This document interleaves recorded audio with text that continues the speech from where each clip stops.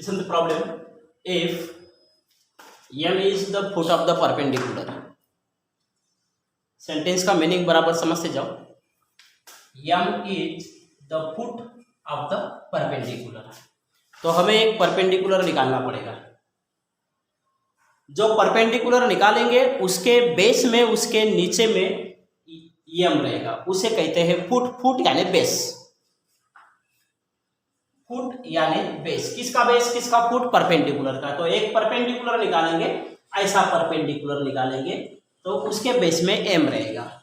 तो ये परपेंडिकुलर कहाँ से निकलेगा? Drawn from the point A. From the point A. From the point A यानी हम ऐसा परपेंडिकुलर निकाल रहे हैं. ये हमने परपेंडिकुलर निकाल दिए. ओके, कहाँ से परपेंडिकुलर निकाला हमने? ये से, पॉइंट ये पॉइंट का कोऑर्डिनेट क्या है? 4, 3, 2. ओके, डायग्राम बराबर समझ से जाओ. फिर यहाँ पे है फुट ऑफ द परपेंडिकुलर, इसे कहते हैं foot of the perpendicular.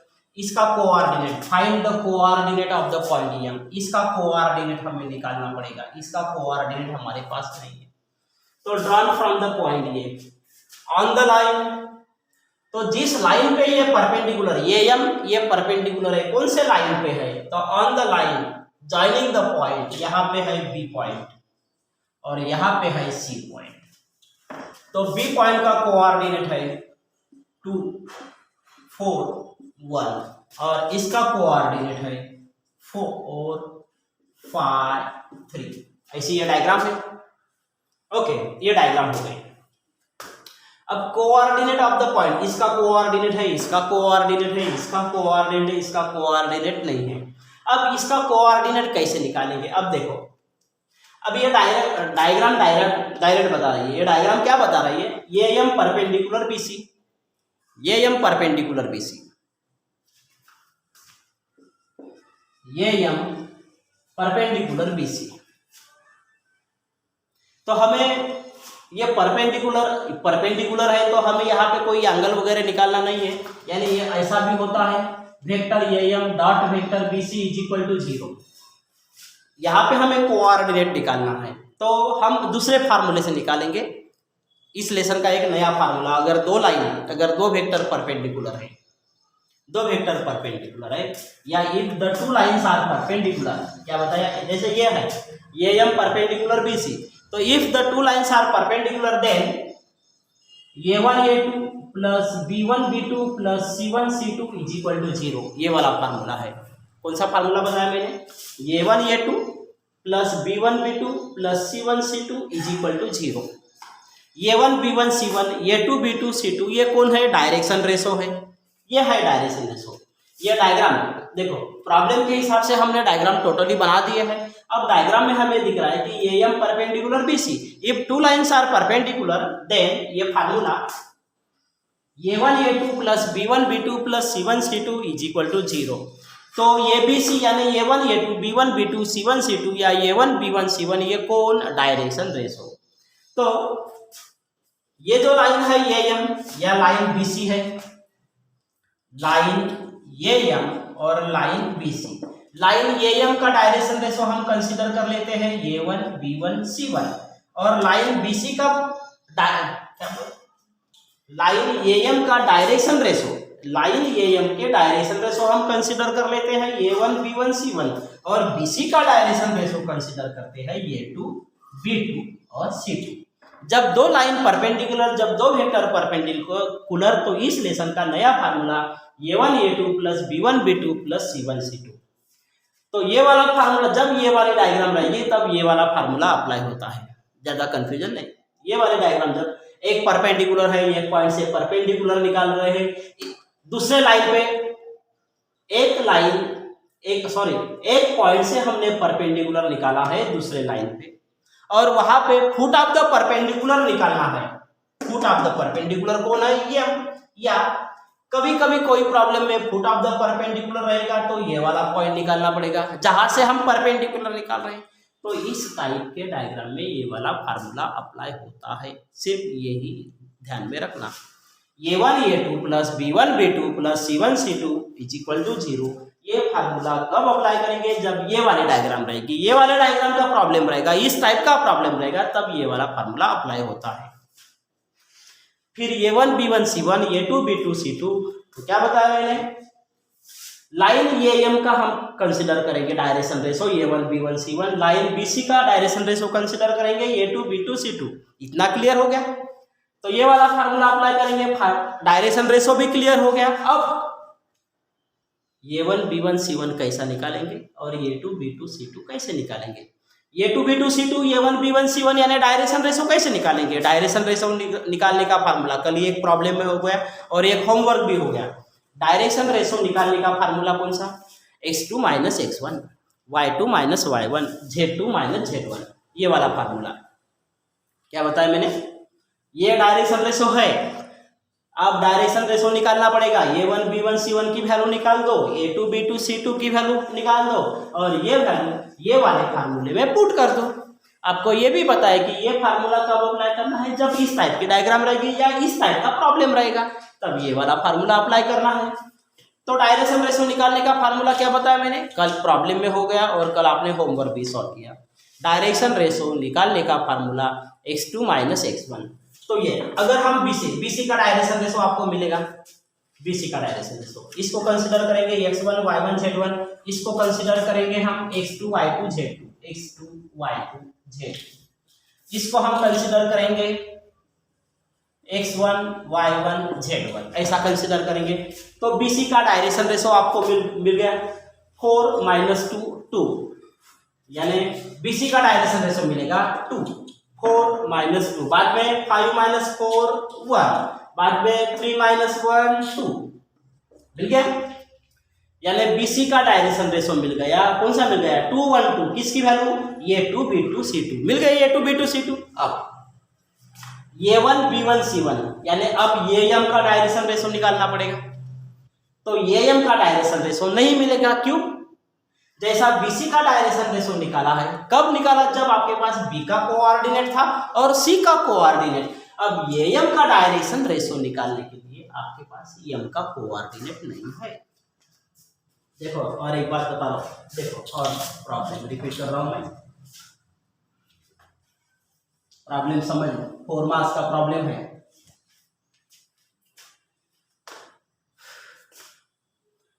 Problem के हिसाब से आपने डायग्राम बना दी है। ये परपेंडिकुलर है, कौन से लाइन पे परपेंडिकुलर है, BC पे। ये परपेंडिकुलर कहाँ से निकाला है हमने, ये से, यहाँ पे है ना ड्रॉन मजे काटने, कौन से पॉइंट से निकाला है हमने, ये पॉइंट से निकाला है हमने, निकाला है। तो इस टाइप के प्रॉब्लम में या इस टाइप के डायग्राम में फार्मूला ये की अप्लाई होता है, कौन सा, A1 A2 plus B1 B2 plus C1 C2 = 0। इस टाइप का फार्मूला अप्लाई होता है जब दो लाइन परपेंडिकुलर रहती है, तो ये वाला फार्मूला। ओके, इस लेसन का यानी 3 डायमेंशन ज्योमेट्री में। अब देखो ये वाले फार्मूले में कौन है, A1 B1 C1 A2 B2 C2 A2 B2 C2 और A1 B1 C1, ये कौन है, डायरेक्शन रेशो। अब डायरेक्शन रेशो हम कंसिडर कर लेते हैं, हमने कंसिडर कर दिए कि लाइन AM का direction ratio A1 B1 C1, line BC का direction ratio A2 B2 C2, फिर डायरेक्शन रेशो निकालने का फार्मूला कौन सा, x2 - x1 y2 - y1 z2 - z1। तो इसको कंसिडर कर दो x2 y2 z2, इसको कंसिडर कर दो x1 y1 z1। तो इस टाइप BC का डायरेक्शन रेशो आपको मिल गया था, कितना मिल गया था, 4 - 2 2, 5 - 4 1, 3 - 1 2, इस टाइप A2 B2 C2 की वैल्यू मिल गई। अब A1 B1 C1 किसका डायरेक्शन रेशो है, ये AM का, लेकिन ये M का डायरेक्शन रेशो आपको अभी नहीं मिलेगा क्योंकि आपके पास M का कोऑर्डिनेट नहीं है। तो अब क्या करेंगे, तो जब हमें AM का डायरेक्शन रेशो नहीं मिल रहा है, तो हम सबसे पहले अब M का डुप्लीकेट कोऑर्डिनेट पहले निकालेंगे। क्या बताया मैंने, M का डुप्लीकेट कोऑर्डिनेट निकालेंगे। अब M का डुप्लीकेट कोऑर्डिनेट कैसे निकालेंगे, देखो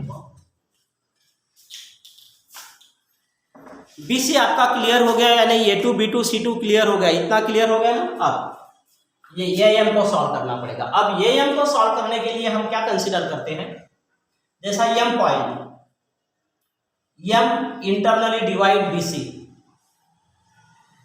एम का डुप्लीकेट कोऑर्डिनेट निकालना पड़ेगा, क्योंकि हमें ये एम का डायरेक्शन रेशो हमारे पास नहीं है। ये एम का डायरेक्शन रेशो निकालने के लिए एम का डुप्लीकेट कोऑर्डिनेट निकालेंगे।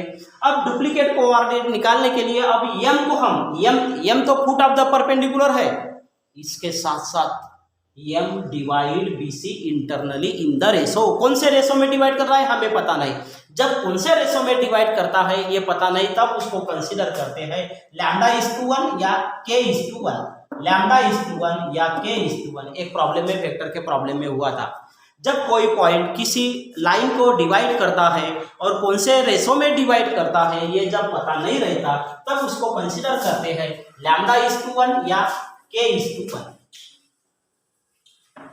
हम लैम्डा भी कंसीडर कर सकते हैं, λ:1 या k:1। तो ये एम डबल रोल में है। इसका पहला रोल ये है कि ये फुट ऑफ द परपेंडिकुलर है, इसका सेकंड रोल ये है कि ये M divide BC internally in the ratio λ:1। अब फिर ये लैम्डा इंटरनली डिवीजन का फार्मूला क्या है रे, m b plus n a upon m plus n. तो ये लैम्डा इधर ट्रांसफर होगा 4 के तरफ, और ये वन ट्रांसफर होगा 2 के तरफ, 2 के तरफ। ये हमने कंसीडर कर दिए x1 y1 z1, ये तो पहले से हो गया। फिर हो गया तो क्या मिलेगा आपको, यहाँ पे लैम्डा 4 के तरफ ट्रांसफर हुआ तो क्या मिलेगा 4 लैम्डा, ये 1 इधर ट्रांसफर हुआ तो +2 अपॉन लैम्डा +1, m/n यानी λ:1, ऐसा एक मिलेगा m के लिए, m का कोऑर्डिनेट। फिर ये लैम्डा किधर ट्रांसफर होगा 5 के तरफ, तो ये होता है 5 लैम्डा। फिर 1 ट्रांसफर होता है 4 के तरफ, तो यहाँ पे मिलेगा 5 लैम्डा प्लस 4 अपॉन लैम्डा +1। इस टाइप से हम m का डुप्लीकेट कोऑर्डिनेट निकालेंगे। जब यहाँ पे m का डुप्लीकेट कोऑर्डिनेट मिलेगा तब ये m का डायरेक्शन रेशो निकालेंगे। फिर ये m के लिए ये होता है x1 y1 z1, BC के लिए x1 y1 z1 x2 y2 z2। और जब हमें m का डुप्लीकेट कोऑर्डिनेट मिलेगा तो ये भी हो जाएगा x2, ये x1 y1, ये m के लिए x1 y1 z1 और ये x2 y2 z2। BC के लिए x1 y1 z1 x2 y2 z2। इस टाइप इस प्रॉब्लम को सॉल्व करना है। आप भी ऐसा इस तरह से डायग्राम निकाल दो। ओके,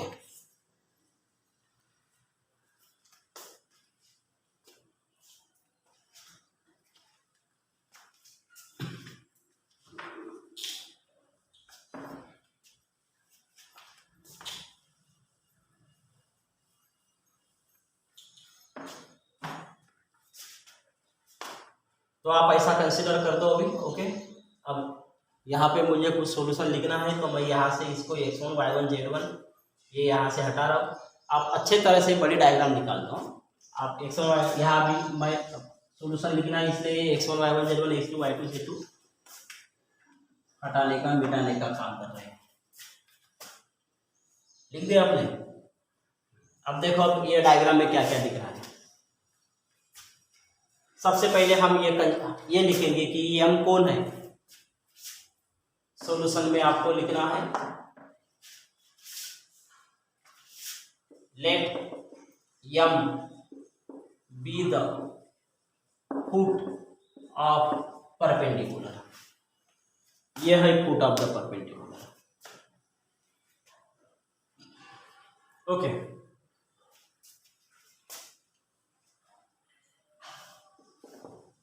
फ्रॉम डायग्राम ये m perpendicular BC, therefore a1 a2 plus b1 b2 plus c1 c2 is equal to 0। Equation first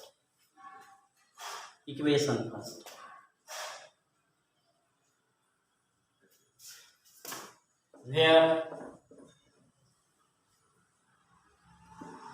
A1 B1 C1 are direction ratio of line AM and A2 B2 C2 are direction ratio of line BC। Okay, इतना given हम लिख रहे हैं। अभी हमें direction ratio किसका मिल रहा है? BC का। Therefore direction ratio of BC, direction ratio of BC, direction ratio निकालने का formula x2 minus x1 y2 minus y1 z2 minus z1। BC का डायरेक्शन रेशो आपको बताया था, ये है x1 y1 z1 और ये है x2 y2 z2। तो आपको क्या लिखना है?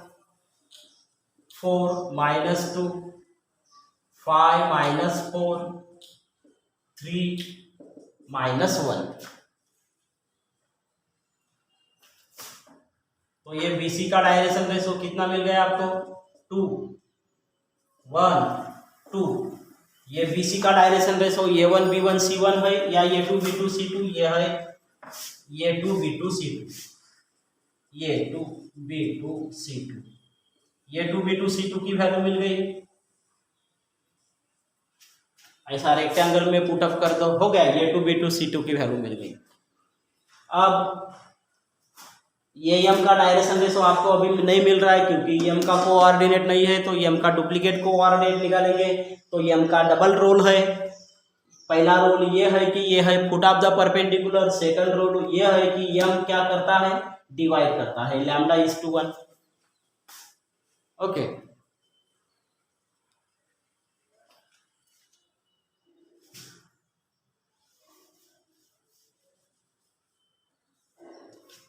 तो अब ये m को हम सॉल्व कर रहे हैं। Now m divide BC internally in the ratio λ/1। Complete कर दो, मैंने नहीं लिखा है वहां पे इन द रेशो। हाँ, m divide BC internally in the ratio λ/1। Okay, therefore m is equal to, अब देखो ये लैम्डा 4 के तरफ जा रहा है तो ये होता है, यानी इंटरनली डिवीजन का फार्मूला रफ में बताया हुआ है ना, mb plus na upon m plus n। तो ये लैम्डा 4 के तरफ जाता है 4 लैम्डा, ये 1 2 के तरफ जाता है +2 अपॉन λ+1।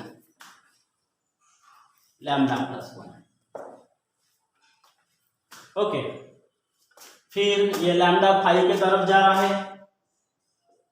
5 लैम्डा 5 के तरफ जा रहा है, और ये 1 4 के तरफ आता है +4 अपॉन λ+1।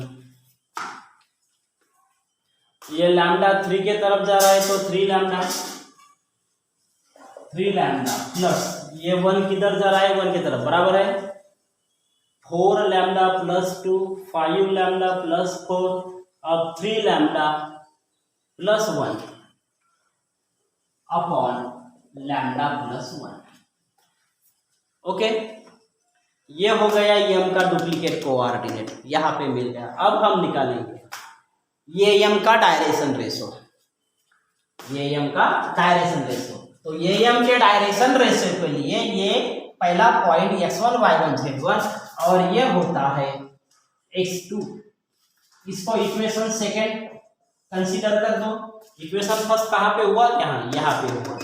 ये इक्वेशन सेकंड, ये डुप्लीकेट कोऑर्डिनेट जब हम सॉल्व करेंगे तो हमें लैम्डा की वैल्यू मिलेगी। ये लैम्डा की वैल्यू यहाँ पे पुट करेंगे तो m का ओरिजिनल कोऑर्डिनेट, अभी ये डुप्लीकेट कोऑर्डिनेट। ये डुप्लीकेट कोऑर्डिनेट किस लिए निकाले? क्योंकि हमें ये m का डायरेक्शन रेशो निकालना है। जब ये m का डायरेक्शन रेशो निकालेंगे फिर और ये BC का डायरेक्शन रेशो इक्वेशन फर्स्ट में पुट करेंगे। इक्वेशन फर्स्ट में पुट करने से हमें लैम्डा की वैल्यू मिलेगी और ये लैम्डा की वैल्यू इक्वेशन सेकंड में पुट करेंगे तो m का ओरिजिनल कोऑर्डिनेट मिलेगा। समझ में आया? तो अब डायरेक्शन रेशो निकालने के लिए ये हो गया x2, ये हो गया y2 और ये हो गया z2। Therefore, the direction ratio of EAM, direction ratio of EAM,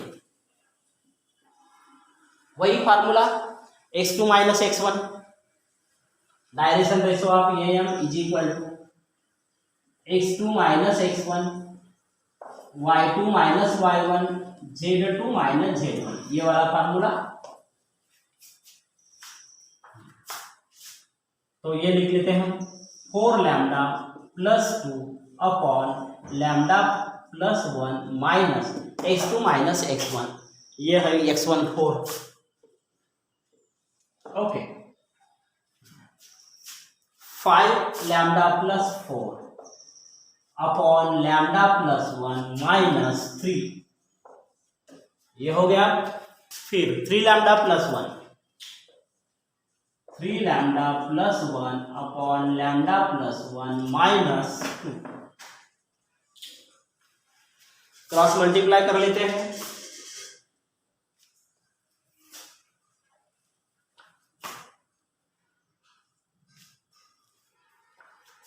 तो 4 लैम्डा प्लस 2 माइनस 4 से मल्टीप्लाई कर दो, minus 4 lambda minus 4 upon lambda plus 1,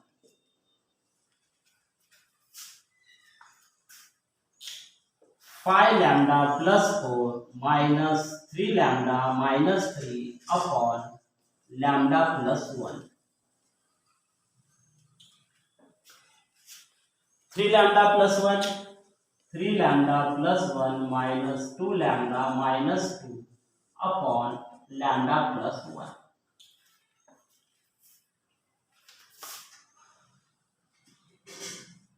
तो is equal to 4 lambda minus 4 lambda cancel होता है, 2 minus 4 minus 2 upon lambda plus 1। Okay, 5 lambda minus 3 lambda 2 lambda 4 minus 3 plus 1 upon lambda plus 1, 3 lambda minus 2 lambda minus 1 upon lambda plus 1। तो ये क्या मिल गया? Direction ratio of EAM। तो EAM का direction ratio कौन है? A1 B1 C1। तो यहाँ पे लिख दो A1 B1 C1। EAM का डायरेक्शन रेशो म्हणजे बराबर है। Okay, the direction ratio of EAM। तो direction ratio of EAM is equal to A1 B1 C1। ये मिल गया आपको EAM का direction ratio A1 B1 C1 और ये मिला था आपको A2 B2 C2। ये दोनों डायरेक्शन रेशो कहाँ पे पुट करेंगे? इक्वेशन फर्स्ट में। ये दोनों डायरेक्शन रेशो इक्वेशन फर्स्ट में पुट करेंगे तो आपको लैम्डा की वैल्यू मिलेगी। ये लैम्डा की वैल्यू यहाँ पे पुट करेंगे इक्वेशन सेकंड में, क्योंकि इक्वेशन सेकंड में कौन है? M, और M यानी कौन है? Foot of the perpendicular. तो आपको वही चाहिए ना। अब लिख लेते हैं फ्रॉम इक्वेशन फर्स्ट,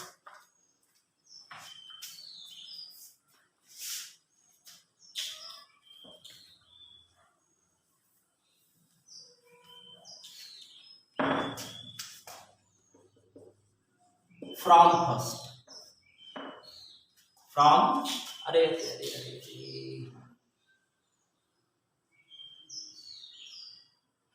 कोई बात नहीं। Okay, from first. तो ये वन यानी कौन है? -2 अपॉन लैम्डा प्लस 1 इंटू ये टू कितना था? मैंने तो यहाँ से मिटा दिया, यहाँ पे दिखेगा 4 माइनस 2 कितना था? 2। ओके, प्लस B1 की वैल्यू कितना है? 2 lambda plus 1 upon lambda plus 1। B2 की वैल्यू कितनी है? 5 माइनस 4 यानी कितना है? 1 प्लस C1 की वैल्यू क्या है? Lambda minus 1 upon lambda plus 1 और C2 की वैल्यू कितना है? 3 minus 1 2 is equal to 0। Okay, ये -4 सभी का डिनोमिनेटर इक्वल है, एक ही टाइम लिखेंगे 2 इंटू 2 -4, 1 इंटू 2 लैम्डा, तो 2 लैम्डा प्लस 1। ओके, और इधर 2 से मल्टीप्लाई कर दो, डिनोमिनेटर एक ही लिखेंगे, इधर से मल्टीप्लाई कर दो, 2 into lambda, 2 lambda, 2 into -1 -2 upon lambda plus 1 is equal to 0। तीनों का डिनोमिनेटर एक ही है। अब लैम्डा प्लस 1 ये इधर ट्रांसफर होगा तो 0 होगा, ये कंप्लीटली 0। फिर यहाँ पे 2 लैम्डा प्लस 2 लैम्डा कितना होता है 4 लैम्डा। ओके, बाद में -4 -2 -6 और ये +1 है तो यहाँ पे रहता है -5 इज इक्वल टू 0। ये लैम्डा प्लस 1 इधर ट्रांसफर हो गया, आप डायरेक्शन निकाल दो तो ये कंप्लीट 0 हो गया, डिनोमिनेटर में कुछ भी नहीं है, सिर्फ न्यूमरेटर। अब ये -5 इधर ट्रांसफर होता है, therefore lambda is equal to 5/4, 5/4। Okay, अब put this value in equation second. तो इक्वेशन सेकंड में आप वैल्यू पुट कर दो।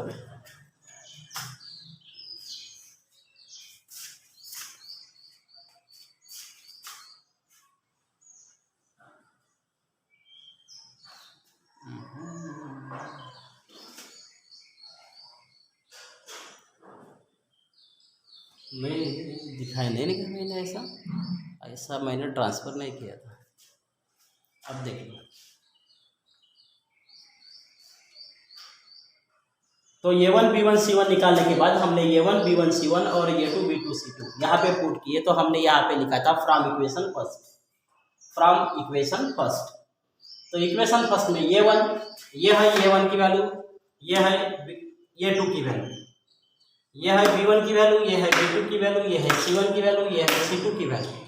ओके, फिर यहाँ पे तीनों का डिनोमिनेटर इक्वल है लैम्डा प्लस 1, तो हमने ये जब डिनोमिनेटर इक्वल रहता है तो उसको 1 टाइम लिखना पड़ता है, और फिर हमने न्यूमरेटर में मल्टीप्लाई किया, 2 into -2 -4, 1 into twice lambda plus 1 twice lambda plus 1, 2 into lambda 2 lambda, 2 into -1 -2। ये लैम्डा प्लस 1 तीनों का डिनोमिनेटर इक्वल है, ये इधर ट्रांसफर हो रहा है 0 की तरफ तो ये 0 हो गया, डिनोमिनेटर में कुछ भी नहीं है, न्यूमरेटर में है 2 + 2 लैम्डा, ये हो गया 4 लैम्डा, -4 + 1 -3 -3 -2 -5। तो लैम्डा की वैल्यू आपको मिल गई 5/4। ये 5/4 यानी लैम्डा की वैल्यू इक्वेशन सेकंड में पुट करेंगे तो हमें m का कोऑर्डिनेट मिलता है।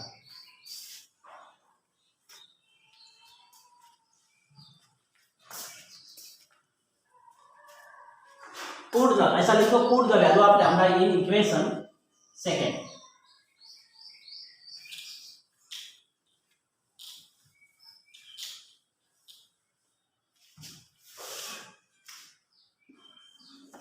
तो इक्वेशन सेकंड में पुट कर दो,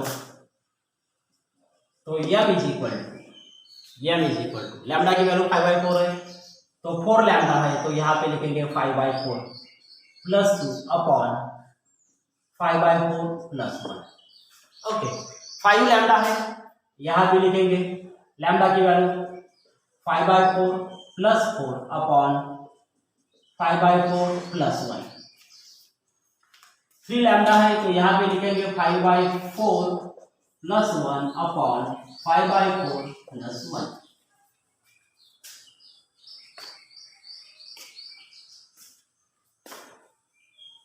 तो यहाँ पे 4 कैंसिल होता है, लेकिन 4 हम कैंसिल नहीं करेंगे क्योंकि यहाँ पे नहीं हो रहा है ना, तो यहाँ पे सभी का डिनोमिनेटर इक्वल रखेंगे हम, क्योंकि यहाँ पे डिनोमिनेटर में 4 है, यहाँ भी डिनोमिनेटर में 4 है, यहाँ भी डिनोमिनेटर में 4 है, तो यहाँ पे हम कैंसिल नहीं कर रहे हैं, ध्यान में रखना।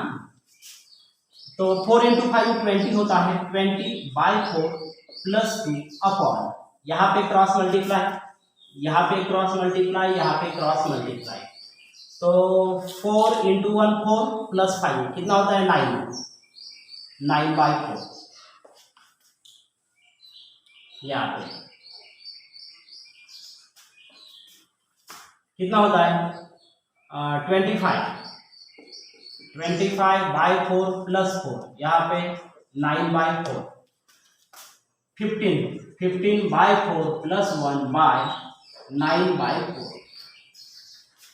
ओके, अब यहाँ पे क्रॉस मल्टीप्लाई, ये यहाँ पे क्रॉस मल्टीप्लाई, यहाँ पे क्रॉस मल्टीप्लाई,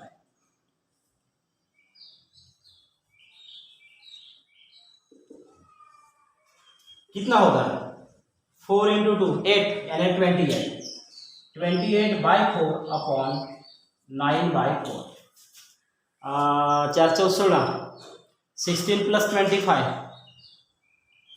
25 प्लस 16 41/4 अपॉन 9/4 और वहाँ पे 19/4 अपॉन 9/4 तो 4 कैंसल 4 कैंसल तो इज इक्वल टू कितना रहता है फिर यहाँ पे रहेगा 28/9 दोनों का डिनोमिनेटर कैंसिल हो रहा है यहाँ पे रहेगा 41/9 यहाँ पे रहेगा 19/9 ये किसकी वैल्यू हो गई m तो इसके साइड में लिखो is the foot of the perpendicular ऐसा लिख दो आंसर क्या लिखना है is the foot of the क्या निकला था कोऑर्डिनेट तो is the coordinate of foot of the perpendicular ऐसा लिखना है is the coordinate of foot of the perpendicular इसके ऊपर होमवर्क है होमवर्क मैं आपको बता रहा हूँ इस टाइप ही सॉल्व करना है ऐसे डायग्राम निकालना पहले अच्छे तरह से प्रॉब्लम को एक बार 2 बार 3 बार उसको सॉल्व करके देखो ऐसा नहीं कि जो होमवर्क दिया है तो ये पेज टर्न करना पेज पलटा पलटा के वहां पे लिखना ऐसा नहीं करना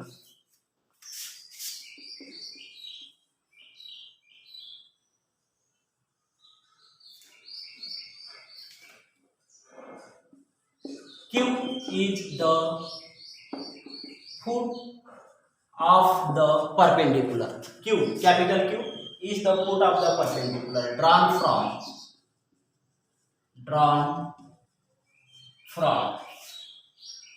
from P 243 on the line joining the point A 1 2 4 B 3 4 5 find foot of the perpendicular देखो यहाँ पे क्वेश्चन कैसा है find the foot of the perpendicular यहाँ पे क्वेश्चन कैसा था find the coordinate of m question ये की है फुट ऑफ द परपेंडिकुलर निकालना है यानी फुट ऑफ द परपेंडिकुलर कौन है Q यानी Q का कोऑर्डिनेट निकालना है इसका आंसर 19/9 28/9 41/9